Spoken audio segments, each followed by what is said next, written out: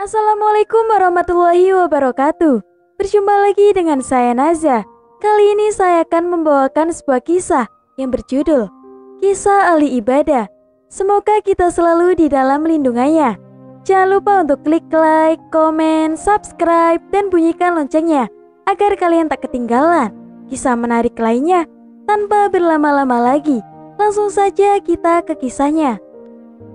Abdullah bin Amr radhiyallahu anhu, ia berkata, "Ayahku menikahkan aku dengan seorang wanita yang memiliki nasab mulia.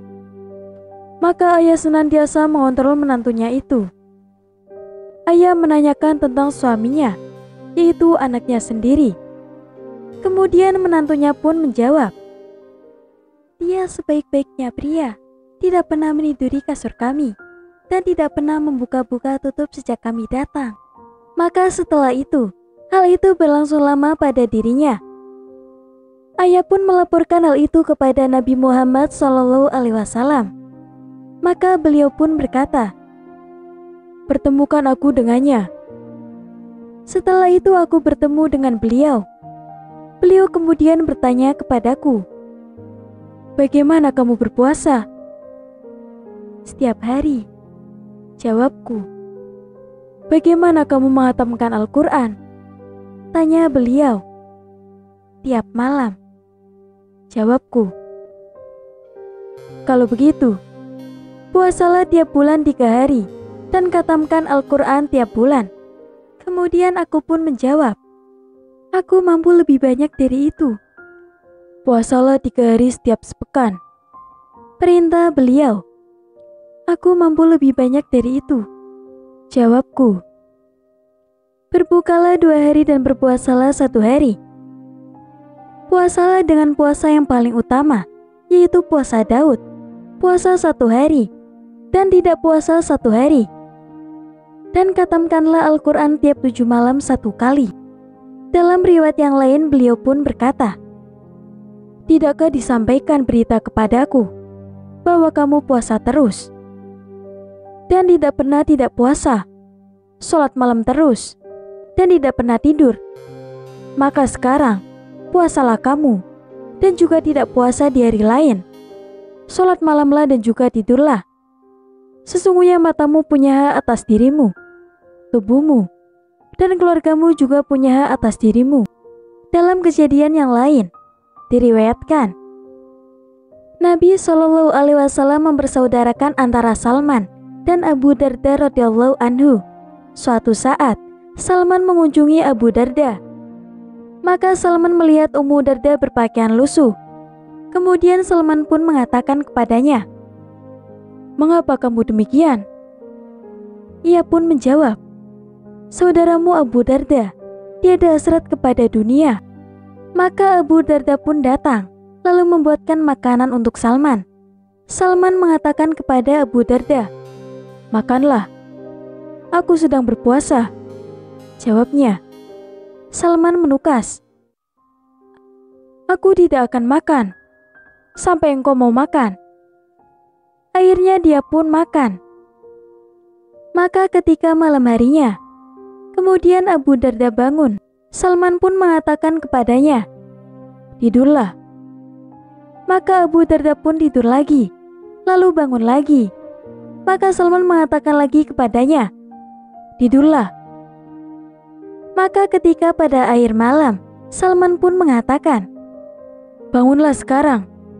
Lalu keduanya melakukan sholat. Selanjutnya Salman pun mengatakan kepadanya,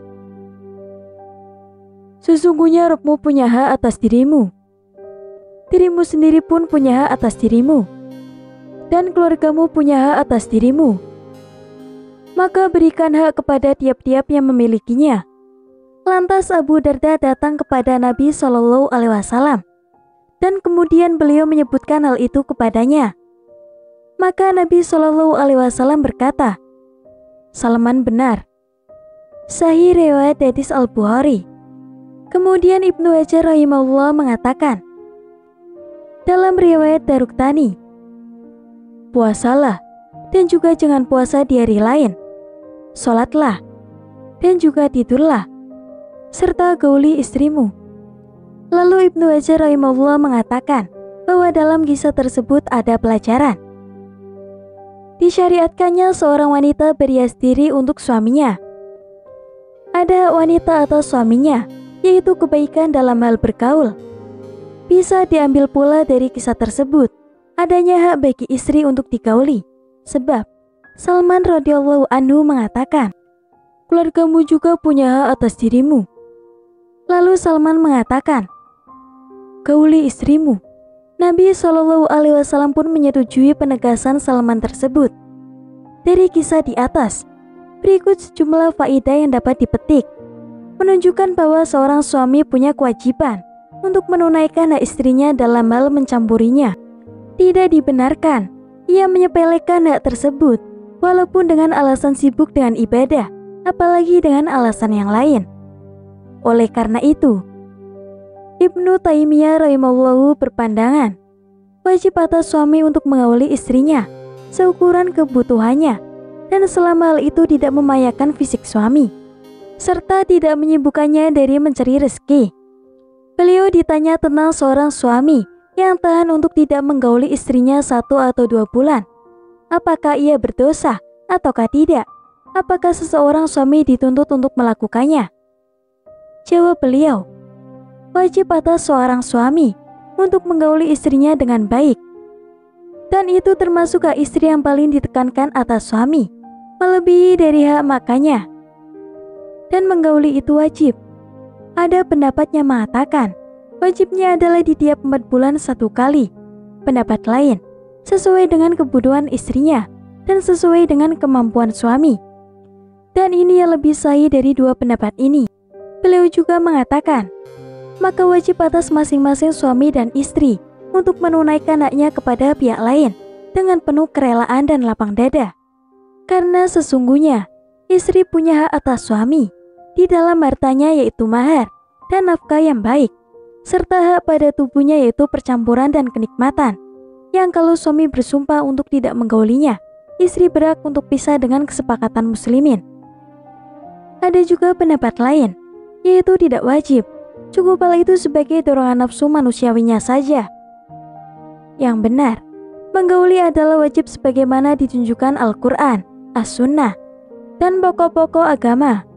Nabi SAW sendiri pernah mengatakan kepada Abdullah bin Amr radhiyallahu anhu ketika beliau memperbanyak puasa dan sholat, sesungguhnya istrimu punya hak atas dirimu. Kemudian juga ada yang berpendapat, yang wajib atasnya untuk menggaulinya adalah 1 kali dalam 4 bulan. Pendapat lain mengatakan, yang perlu diingat bahwa suatu perbuatan yang wajib bila kita mengamalkan sebagai ketundukan kepada kewajiban tersebut, hal itu adalah ibadah kepada Allah Subhanahu wa Ta'ala dan tentunya mendapatkan pahala yang besar. Sebaliknya, bila kita meninggalkannya, kita akan mendapatkan dosa. Nabi SAW pernah bersabda, dan pada percampuran seseorang dari kalian ada sedekahnya. Maka para sahabat pun bertanya, wahai Rasulullah, apakah seseorang dari kita yang mendatangi syahwatnya, lalu dia akan dapat pahala karena itu?